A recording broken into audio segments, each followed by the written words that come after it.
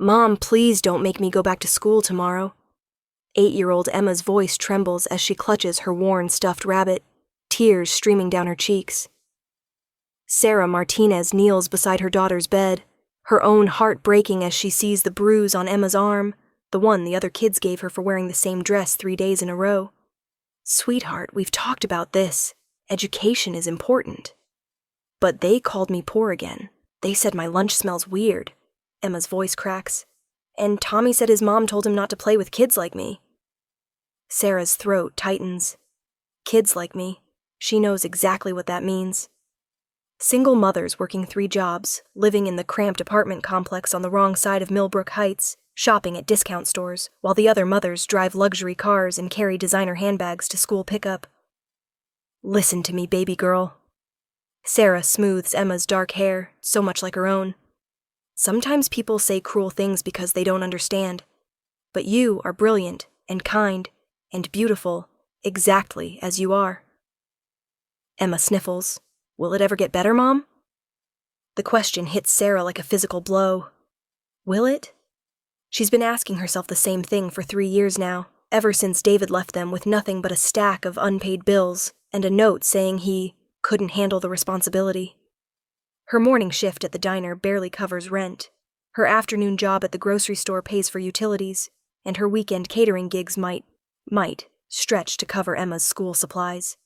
Yes, Sarah whispers, though she's not sure she believes it herself. It will get better, I promise. But as she tucks Emma in and closes the bedroom door, Sarah sinks against the hallway wall and lets herself have 30 seconds to feel the crushing weight of it all. The eviction notice hidden in her purse, the car making that grinding noise she can't afford to fix, the parent-teacher conference next week where she'll have to explain why Emma's been falling asleep in class. She's failing. No matter how hard she works, how many hours she puts in, how much she sacrifices, it's never enough. The scream pierces the night air like a blade. Sarah bolts upright from the couch where she'd finally dozed off, still in her diner uniform. The sound came from outside, high, terrified, definitely human. She glances toward Emma's room, relieved to see her daughter is still sleeping, then moves to the window. Their apartment complex sits at the edge of town, where the manicured lawns of Millbrook Heights give way to the wild forest that locals whisper about. Tonight, an orange glow flickers through the trees, growing brighter by the second. Fire. Sarah grabs her phone to call 911, but there's no signal. There never is out here. She could drive to town, find help, but by then? Another scream echoes through the darkness, and this time, she's certain. It's a child. Her body moves before her. Mind can catch up. She scribbles a quick note for Emma, grabs her car keys and rushes outside. The old Honda protests but starts, and Sarah follows the dirt road that winds into the forest, a road she's never taken, that everyone says leads nowhere good. The trees grow thicker, darker, their branches forming a canopy so dense it blocks the stars. But ahead, the orange glow grows stronger, and Sarah can smell smoke now, acrid and sharp. Her headlights catch glimpses of stone walls through the trees, impossibly tall and ancient-looking. She rounds a final curve and gasps. A castle rises before her like something from a fairy tale, but a dark one. Massive stone towers stretch toward the sky, their windows glowing with firelight from within. Flames lick at the eastern wing, and smoke pours from the upper floors. The whole structure seems to pulse with an otherworldly energy that makes her skin crawl. But the screaming is louder now, definitely coming from inside. Sarah parks and runs toward the enormous wooden doors, her nurse's training from years ago kicking in. Someone is in trouble. Someone needs help. It doesn't matter that this place shouldn't exist, that she's never heard of a castle in these woods, that everything about this feels wrong. The doors are unlocked, and she pushes them open to reveal a grand entrance hall that takes her breath away. Marble floors stretch beneath soaring ceilings, and a staircase curves upward like something from a movie. Tapestries cover the walls, and candles burn in iron sconces, casting dancing shadows everywhere. But smoke is filling the air, and the screaming continues from somewhere above. "Hello!" Sarah calls out. Is someone there? I'm here to help. Up here. The voice is young, desperate. Please, I can't find my father. Sarah doesn't hesitate. She runs up the staircase, following the voice through corridors lined with portraits of pale, beautiful people with haunting eyes. The smoke grows thicker with each step, and she pulls her shirt over her nose and mouth. Keep talking, she shouts. I'm coming. Here, I'm here. She bursts through a doorway and finds him, a boy who looks about 10, with dark hair and the palest skin she's ever seen. He's crouched behind an overturned desk, terror in his bright green eyes. It's okay, Sarah says, moving toward him. I'm going to get you out of here. But my father, he was in the West Tower when the fire started. I have to find him. The fire department will find him, she lies, knowing no fire trucks are coming to this impossible place. Right now, we need to get you safe. The boy shakes his head violently. You don't understand. He can't. The child's words dissolve into coughing as smoke fills the room. Sarah scoops him into her arms, surprised by how light he is, how cold his skin feels even in the heat. What's your name, sweetheart? Adrian, he whispers against her shoulder. I'm Sarah. Hold on tight, Adrian. We're getting out of here. Before we continue, please prove my mom wrong and subscribe. She says I can't hit 1,000 subscribers. Okay, let's continue. She carries him through the corridors, her lungs burning, her eyes streaming. Behind them, she can hear the fire spreading, wood cracking and stone groaning. The castle shudders around them like a living thing in pain. They make it to the entrance hall just as a section of the ceiling collapses where they'd been standing moments before. Sarah doesn't stop running until they're outside, where she sets Adrian down on the grass, and they both gasp for clean air. Are you hurt? She asks, checking him over with practiced hands. No burns, no obvious injuries, but his skin is so pale it's almost translucent, and she can see dark veins beneath the surface. I'm fine, Adrian says, but his voice is hollow with grief. My father, he's still in there. Sarah looks back at the burning castle, and her heart sinks. No one could survive that inferno now. The flames have spread to every wing, and smoke pours from every window. But something strange happens as she watches. The fire seems to be contained within the stone walls, not spreading to the surrounding forest at all. I'm sorry, she whispers, pulling Adrian close. I'm so sorry. The boy begins to sob, great wrenching sounds that break her heart. She holds him tighter, this strange, beautiful child she's just met, and makes a decision that will change everything. You're not alone, she says firmly. Do you understand me? Whatever happens now, you're not alone. Adrian pulls back to look at her, and in his green eyes she sees a wisdom far beyond his apparent years. Why did you help me? You don't even know me. Sarah thinks of Emma, asleep in their tiny apartment, of every child who's ever been afraid, ever been in danger. Because everyone deserves to be saved. The words hang between them in the smoke-filled air, and something passes over Adrian's face. Surprise, gratitude, and something else she can't quite name. Sarah. The voice is deep, resonant, and comes from behind her. She turns and nearly falls backward. A man emerges from the flames like something out of a dream, tall and broad-shouldered, with dark hair and features that belong on a Renaissance sculpture. His clothes are singed but not burned, and his pale skin seems to glow in the firelight.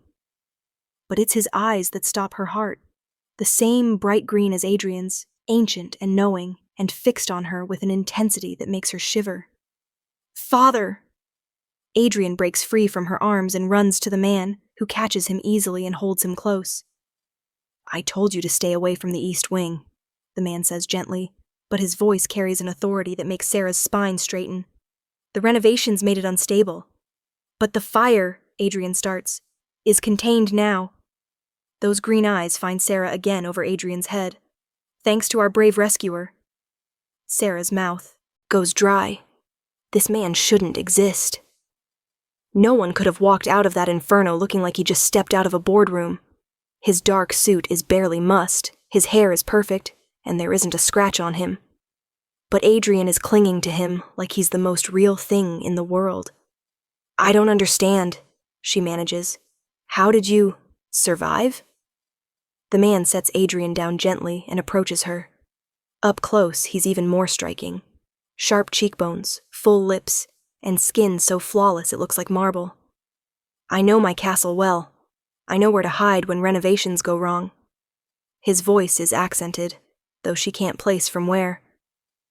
Old world, aristocratic, like something from a period film, and the way he moves, fluid, controlled, predatory, makes her take an involuntary step backward. "Castle," she repeats stupidly. "You live in a castle." "I do." A slight smile plays at the corners of his mouth. "I'm Lucien Dracul, and you, Sarah Martinez, have just saved the most precious thing in my world." Her own name in his mouth makes her shiver. "How do you know my name?" "You told me," Adrian pipes up, but Lucien raises a hand and the boy falls silent. "Walk with me," Lucien says, and it's not really a request. He leads her a few steps away from Adrian, close enough to the burning castle that she can feel the heat on her skin. That fire could have killed him, would have killed him, if not for you. Anyone would have done the same thing. No. His eyes bore into hers. They wouldn't have. Do you know how many people have heard screams from this forest over the years? How many have chosen to drive past, to ignore, to convince themselves it wasn't their problem? Sarah thinks of her neighbors who pretend not to see when her electricity gets shut off, of the parents at Emma's school who look through her like she's invisible, of David who left his own daughter rather than face responsibility. "Everyone's afraid," she says quietly. "Yes, but you weren't. Not when it mattered." Lucien moves closer, and she catches his scent, something dark and spicy, like expensive cologne mixed with smoke. "That makes you very rare, Sarah." The way he says her name again sends heat through her body, and she takes another step back. "I should go. My daughter is home alone, and she'll be worried if she wakes up." "Your daughter?" His expression shifts, becomes thoughtful. "Emma? 8 years old. Struggling at Millbrook Elementary because her classmates can be cruel to those they perceive as different." Sarah's blood goes cold. How could you possibly know that? Lucien doesn't answer directly. Instead, he turns to watch the flames dance across his castle's towers. "Did you know this place has stood for over 300 years? Built by my family, passed down through generations. We've always been private people, particular about who we associate with." "I don't understand what you're telling me." "I'm telling you that Adrian has never had someone risk their life for him before. Someone with no expectation of reward, no knowledge of who we are or what we can offer. Just pure, selfless courage." He faces her again, and his eyes seem to glow in the firelight. "That's not something I take lightly." Behind them, the fire begins to die down with unnatural speed, as if some invisible force is smothering the flames. Sarah stares in disbelief as the smoke clears, revealing that the castle is damaged but not destroyed. Still standing, still magnificent, still impossible. "None of this makes sense," she whispers. "No," Lucien agrees. "But then, the best things in life rarely do." Adrian runs back to them, no longer crying. His face is bright with excitement, and Sarah realizes the strange veining under his pale skin has faded. "Father, can Sarah come have breakfast with us, please? I want to show her the library and the gardens and Adrian." Lucien's voice is gentle, but firm. "Sarah has responsibilities. A daughter to care for, work in the morning. We can't impose on her time." But something in his tone suggests the opposite. Like he's testing her, giving her an easy way out to see what she'll choose. Sarah looks at this strange, beautiful child who's just lost his home, at least temporarily. At the man whose very presence makes her feel things she hasn't felt in years. At the impossible castle that shouldn't exist but clearly does. She thinks of her empty apartment, her sleeping daughter, Her morning shift at the diner where she'll serve coffee and eggs to people who treat her like furniture. Her eviction notice. Her grinding, endless, hopeless routine. "I could stay for a little while," she hears herself say, "if you're sure it's not too much trouble." Adrian whoops with joy, and even Lucian's composed expression cracks into something that might be surprise. "No trouble at all," he says softly. "In fact, I think it would be our pleasure." He leads them toward the castle, which no longer looks damaged at all. The stones are pristine, the windows intact, warm light spilling from every opening. Sarah wants to ask how this is possible, but she's beginning to suspect she's not ready for the answer. The interior is even more magnificent than she remembered. The entrance hall stretches up to a domed ceiling painted with stars, and everything gleams as if it were just polished.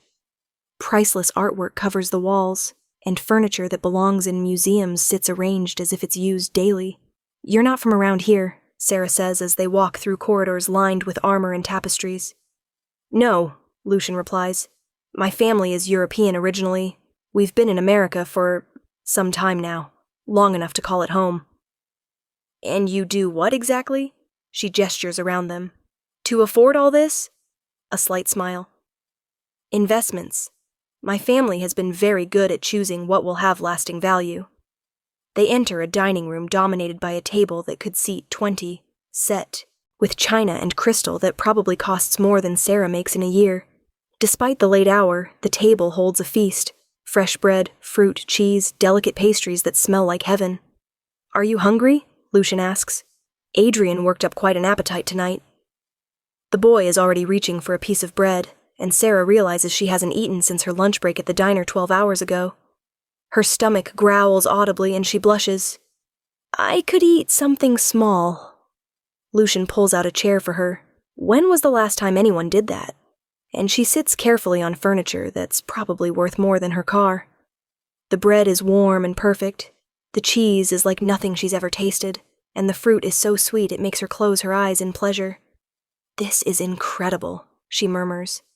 "We believe in quality," Lucian says, taking the seat across from her. She notices he's not eating, just watching her with those intense green eyes. "Tell me about your daughter."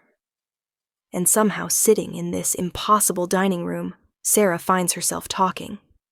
About Emma's intelligence and sensitivity, about the struggles at school, the financial pressures, the loneliness of raising a child alone, about dreams deferred and hopes that feel more distant every day.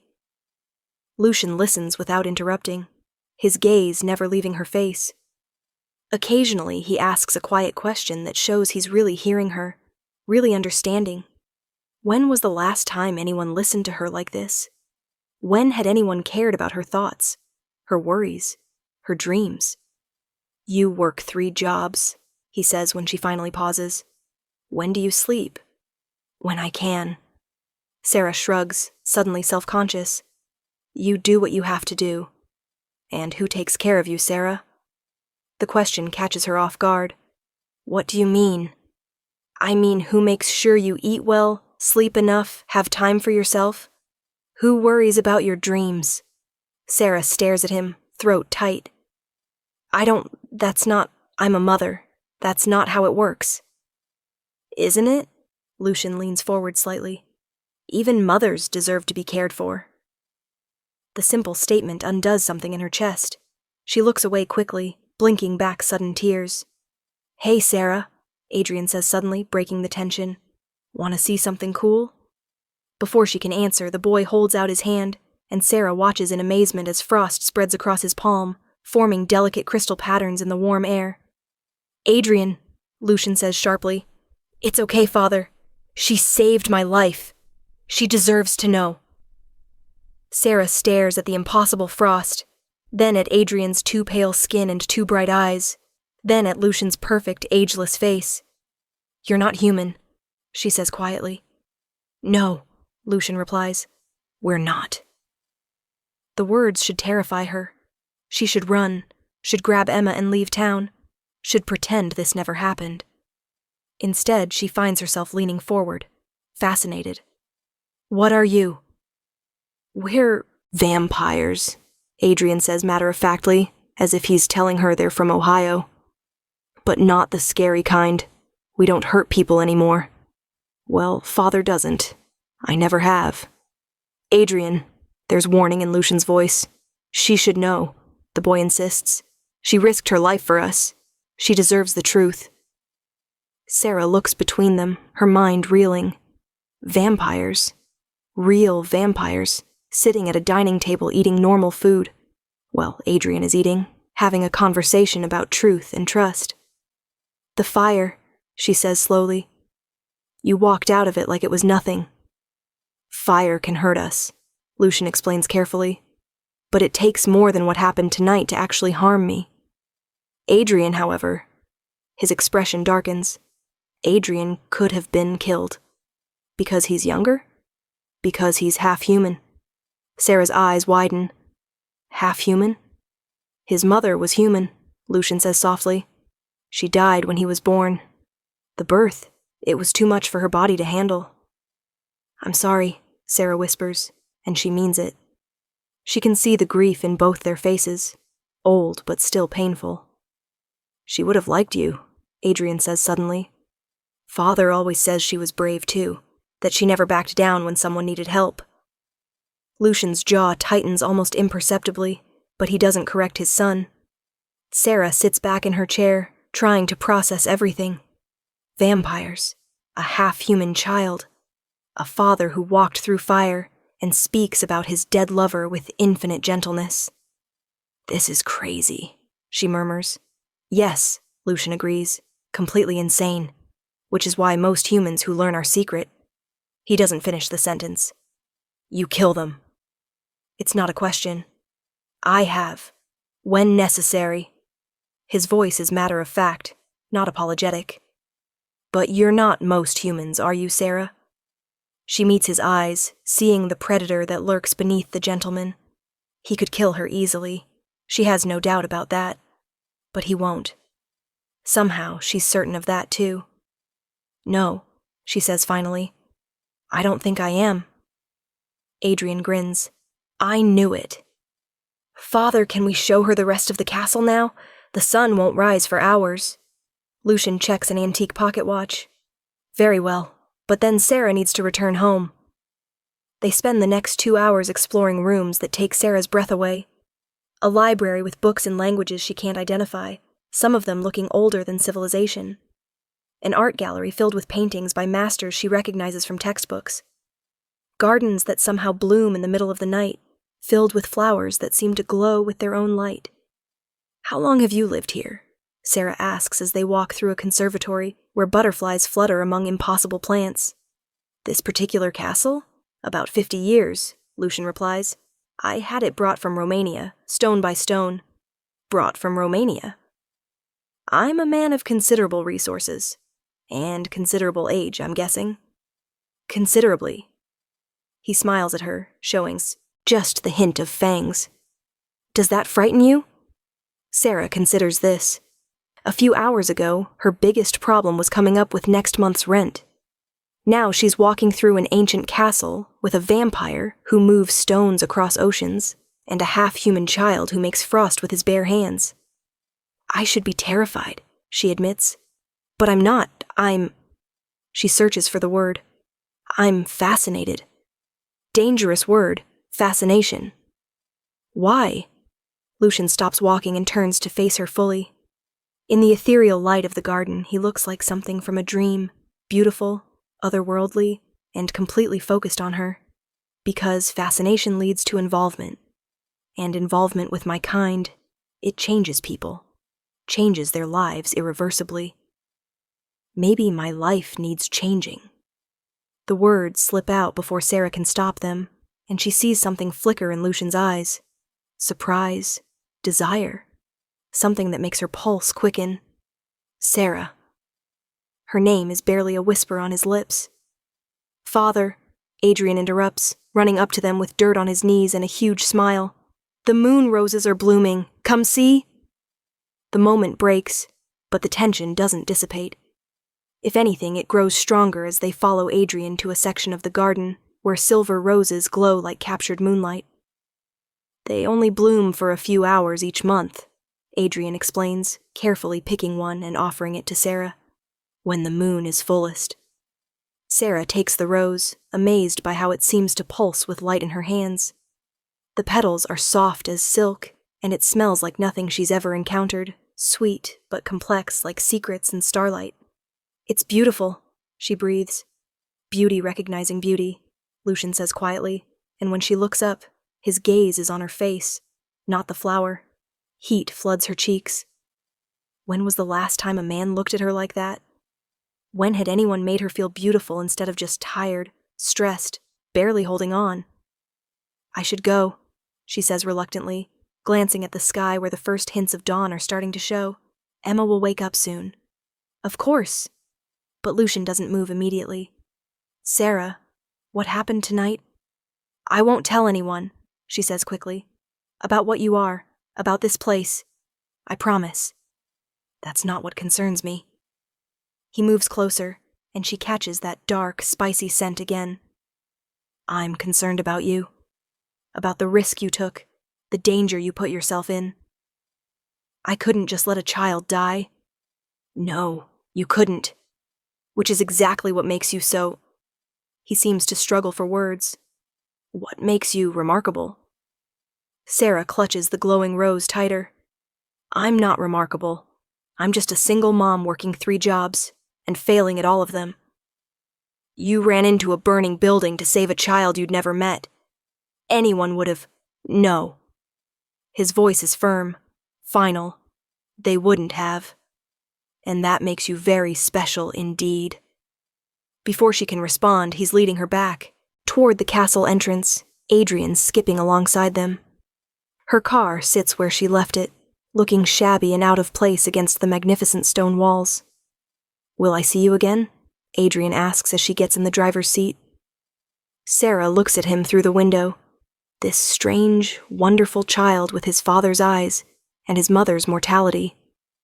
Then she looks at Lucian, standing behind his son like a dark guardian angel. I don't know, she says honestly. I hope so, Adrian says. I really, really hope so.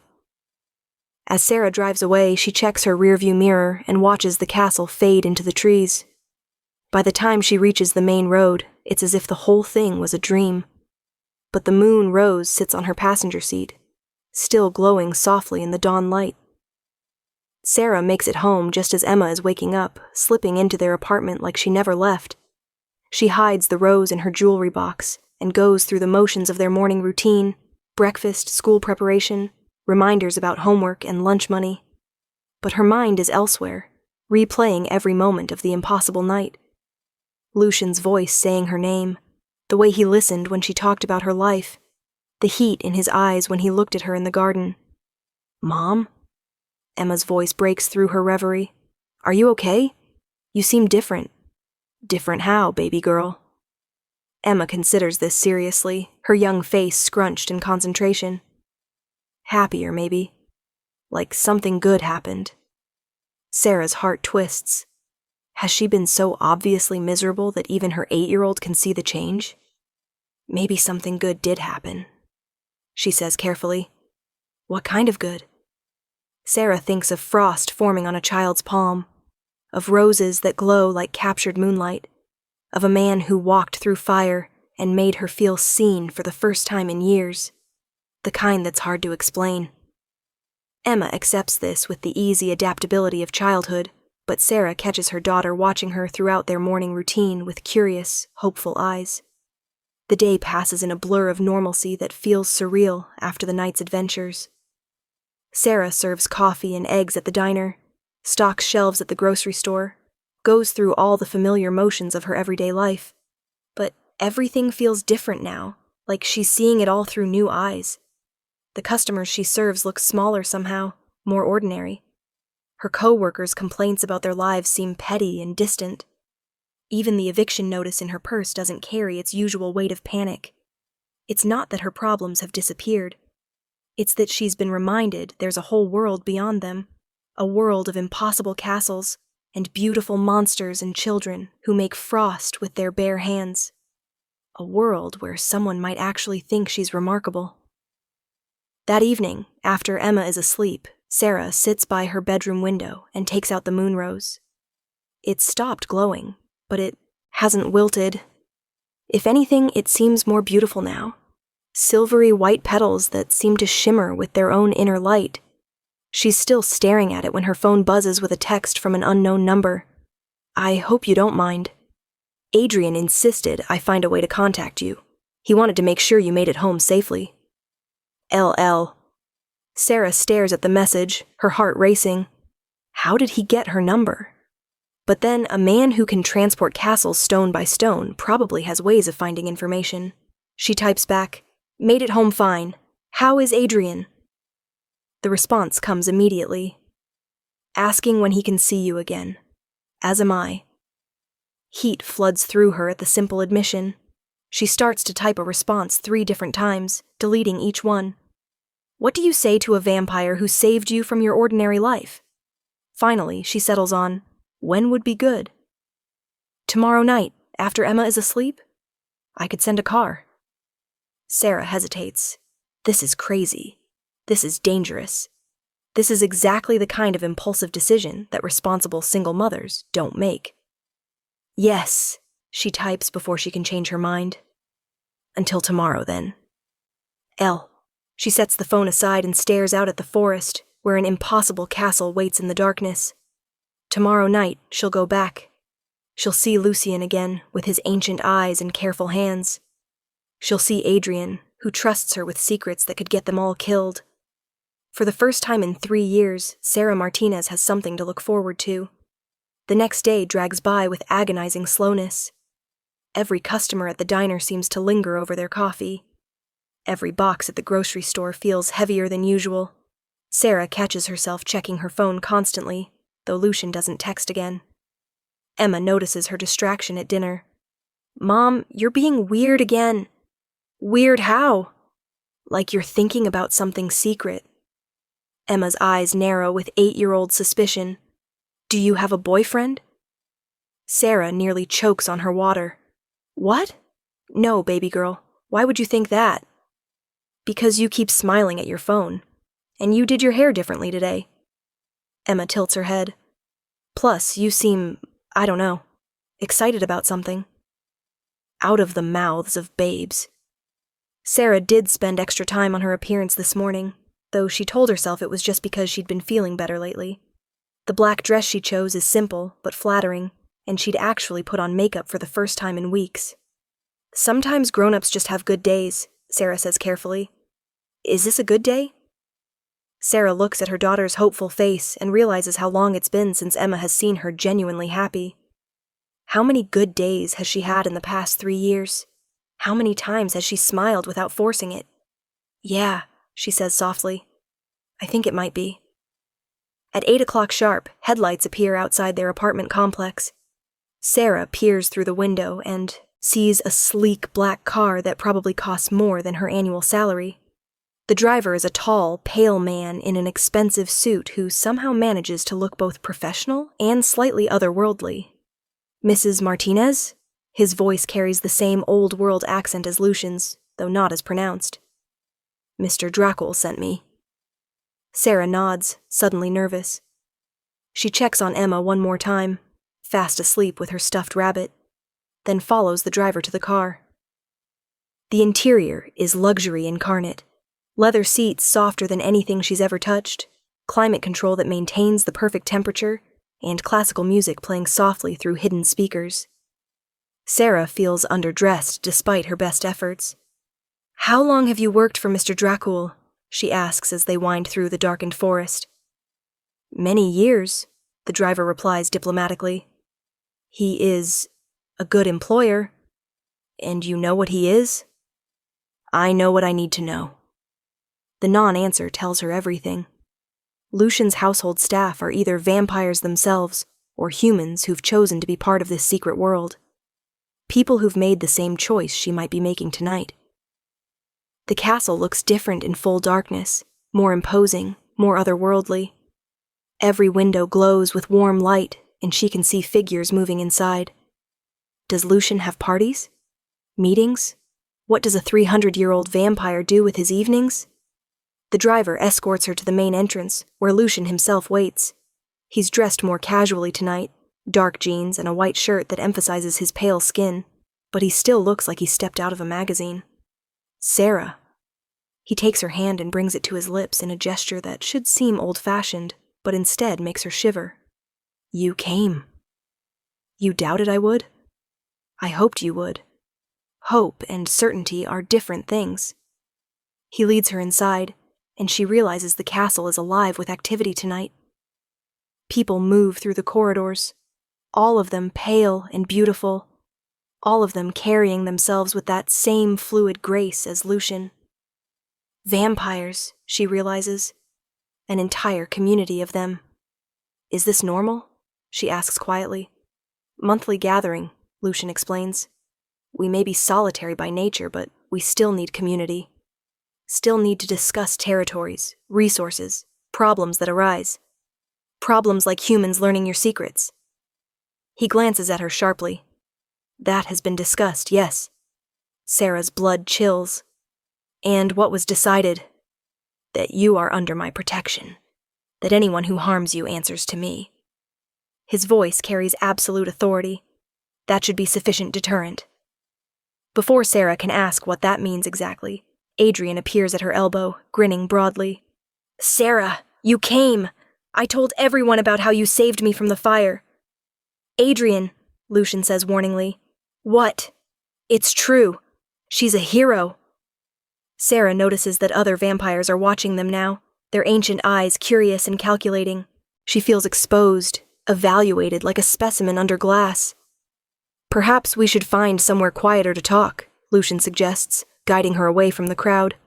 They end up in his private study, a room lined floor to ceiling with books, dominated by a massive desk that looks like it was carved from a single piece of dark wood. A fire crackles in the fireplace, and 2 glasses of wine wait on a side table. This is overwhelming, Sarah admits, accepting the wine gratefully. My world often is, for humans. Lucian settles in the chair across from her. Are you having second thoughts? About what, exactly? About getting involved with us. With me. His green eyes are steady on hers. Because involvement is what this is, Sarah, whether we call it that or not. Sarah takes a sip of wine, something rich and complex that probably costs more than her car payment. What kind of involvement? The kind where I find myself thinking about you constantly, where I've had my people ensure your car is repaired and your rent is current, because the thought of you struggling keeps me awake during the day. Sarah nearly drops her wine glass. You did what? I took care of some problems for you. Lucian's tone is matter of fact. Your landlord received an anonymous payment covering your next 6 months of rent. The mechanic who services your apartment complex was paid to fix that grinding noise your engine makes. You can't do that. Sarah sets down her glass and stands up, pacing to the fireplace. I didn't ask for your help. No, you didn't. Which is exactly why I wanted to give it. Lucian remains seated, watching her with calm eyes. When was the last time someone took care of you, Sarah?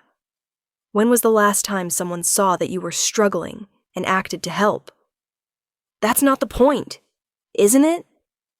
He stands now, moving to face her. You risked your life to save my son. You asked for nothing in return, expected nothing in return. The least I can do is ensure you're not evicted for your heroism. I don't want your money. I didn't give you money. I solved problems. His voice gentles. Let someone take care of you for once. Let someone worry about your well-being the way you worry about everyone else's. The words hit her like a physical blow. When was the last time someone worried about her? When had anyone cared whether she was warm, fed, safe? This is too much, she whispers. Everything about this is too much. Yes, Lucian agrees. But the best things in life usually are. He moves closer, and Sarah can feel the heat radiating from his body despite his naturally cold skin. This close, she can see flecks of gold in his green eyes, can smell that dark, spicy scent that makes her want to lean into him. What are you asking me, Lucian? I'm asking you to let me court you properly, to spend time with us, get to know us, let us get to know you. His hand comes up to cup her cheek, thumb brushing over her, skin with infinite gentleness. I'm asking you to consider that maybe your life of struggle and solitude doesn't have to be permanent. And what about Emma? What about the fact that I have a daughter who comes first always? Adrian needs a mother, Lucian says simply, and from what I've observed, Emma could use some stability in her life. A safe place to live, good schools, friends who won't mock her for circumstances beyond her control. Sarah's heart pounds. Is he offering what she thinks he's offering? You're talking about us moving here, living with you. I'm talking about family, Sarah. Real family, chosen family. People who protect each other, care for each other, would die for each other. His other hand comes up to frame her face. I'm talking about never being alone again. The offer is everything she's dreamed of, and everything she's afraid to want. Security for Emma. A home that's actually a home. A community. A place to belong. And Lucian, this impossible, beautiful man who looks at her like she's precious. What about your community? Sarah glances toward the door. They don't seem thrilled about a human knowing your secrets. They'll adapt. My word is law here, and I've made my intentions clear. His thumbs stroke across her cheekbones. But I need to know your intentions, Sarah. I need to know if this is something you want. Before she can answer, the study door bursts open and Adrian rushes in, his face bright with excitement. Father, Sarah, come quickly, you have to see this. Adrian, we're having a conversation, Lucian begins. But it's Emma, Adrian interrupts. She's here. Sarah's blood turns to ice. What do you mean she's here? She followed the car, Adrian explains breathlessly. She's outside with the others, and she's asking for her mom. Sarah runs. She pushes past vampires in the corridor, ignores their startled voices, focuses only on getting to her daughter. How did Emma get here? How did she follow them through miles of dark forest? She bursts through the castle's main doors and sees Emma standing in the courtyard, looking small and scared among the beautiful pale creatures surrounding her. But her daughter's chin is raised defiantly, her dark eyes blazing with determination. Emma! Sarah rushes to her, gathering her into her arms. Baby girl, what are you doing here? How did you get here? I followed the fancy car, Emma says matter-of-factly. I wanted to see where you were going. You followed us? Through the forest? At night? Sarah's voice rises in panic. Emma, you could have been killed. There are wild animals. You could have gotten lost. But I didn't. Emma pulls back to look at her seriously. Mom, I'm not stupid. I know you've been different the past 2 days. Happy different. And I wanted to see what was making you happy. Sarah looks around at the circle of vampires watching them with curious eyes. At Lucian, who's appeared in the doorway with an unreadable expression. At Adrian, who's bouncing on his toes with excitement. These people, Emma says, looking around fearlessly. They're not really people, are they? Emma, Sarah starts. It's okay, Mom. I can tell. Emma's voice is calm, matter-of-fact. They smell different, and their eyes are too bright. She looks directly at Lucian. Are you the one making my mom happy? Lucian steps forward slowly, moving with careful grace. When he reaches them, he kneels down to Emma's eye level, a gesture that somehow manages to be both respectful and protective. I hope I am, he says seriously. Your mother is a very special woman.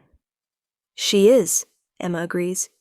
She works really hard, and she's always tired, but she still reads to me every night and helps with my homework and makes sure I know I'm loved.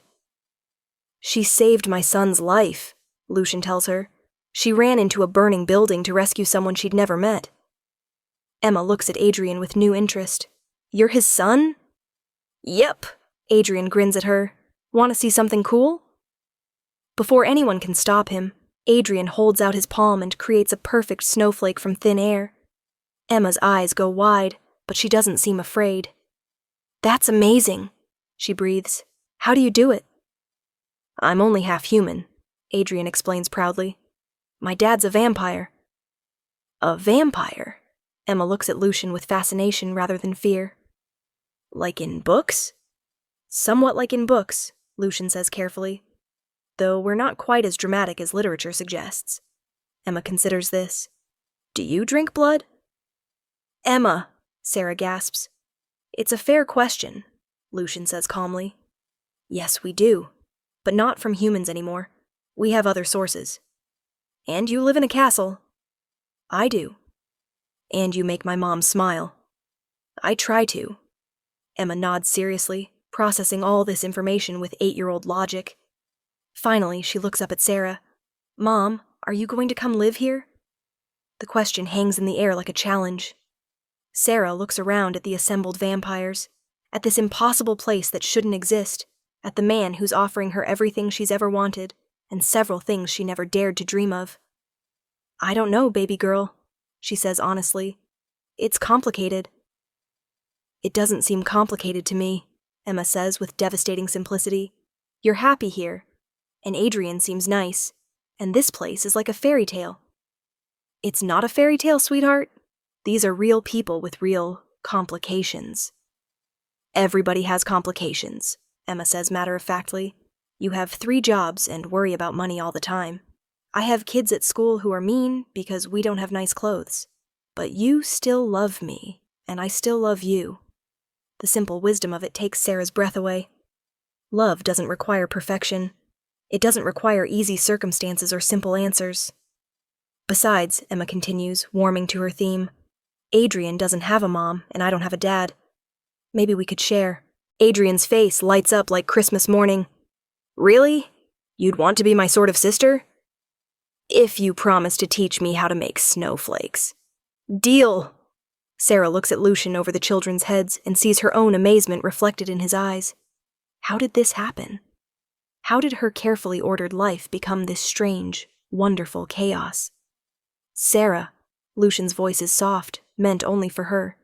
What are you thinking? She's thinking about Emma's face when she talks about the mean kids at school, about the eviction notice that's no longer a problem, the car repair she doesn't have to worry about the way Lucian looks at her like she's something precious, the way Adrian trusts her completely. She's thinking about family dinners in a castle, about children who could grow up together, about never being alone again. She's thinking about love, not the desperate, grasping kind she felt for David, but something deeper, steadier, built on respect and trust and genuine care. I'm thinking this is crazy, she says finally. Completely insane, Lucian agrees. And probably dangerous, almost certainly, and exactly what I want. Lucian's smile is like sunrise, slow, warm, transformative. Is that a yes, Sarah Martinez? Sarah looks at Emma, who's watching her with hopeful eyes, at Adrian, who's already planning adventures with his new sister, at the castle that could be home, the community that could be family, at Lucian, who walked through fire and came out whole. Yes, she says, and the word feels like flying. Yes, it's a yes. The courtyard erupts in celebration. Adrian whoops and spins Emma around while she giggles. The assembled vampires murmur approval, or at least acceptance, and Lucian steps forward and takes her hands in his, green eyes blazing with joy and something deeper. Something that looks like forever. Are you sure? He asks softly. Really sure? Because once you're part of this world, part of my world, there's no going back. I'm sure, Sarah says, and means it completely. We're sure. Then welcome home, Lucian murmurs, and kisses her. It's their first kiss. They're in the courtyard of an impossible castle, surrounded by vampires and children, and the promise of a future that's nothing like the one Sarah planned, but everything she never knew she wanted. When they break apart, Emma is making gagging noises and Adrian is laughing. Gross, Emma declares. Are you going to do that a lot now? Probably, Lucian says solemnly, though his eyes are dancing. Well, I guess I can live with it, Emma sighs dramatically. As long as I get my own room in the castle. You can have an entire tower if you want, Lucian tells her. Really? My own tower? Emma's eyes go wide. Like a princess? exactly like a princess. And as Sarah watches her daughter's face transform with joy, as she feels Lucian's arm come around her waist and Adrian grab her hand, as she looks up at the impossible castle that's somehow become home, she realizes something fundamental has changed. She's not just surviving anymore. She's not just getting by, day to day, hoping things will somehow get better. She's living. Really, truly living. For the first time in her adult life, Sarah Martinez has everything she needs, and more than she ever dared to dream. A man who loves her exactly as she is. Children who adore each other already. A home that's safe and warm and full of magic. A family. A real family, chosen and cherished and completely her own. The moon rises full and bright over the castle towers, and Sarah knows that tomorrow will bring new challenges, new adventures, new impossibilities to navigate. But tonight, surrounded by love in all its strange and wonderful forms, she's exactly where she belongs. Home.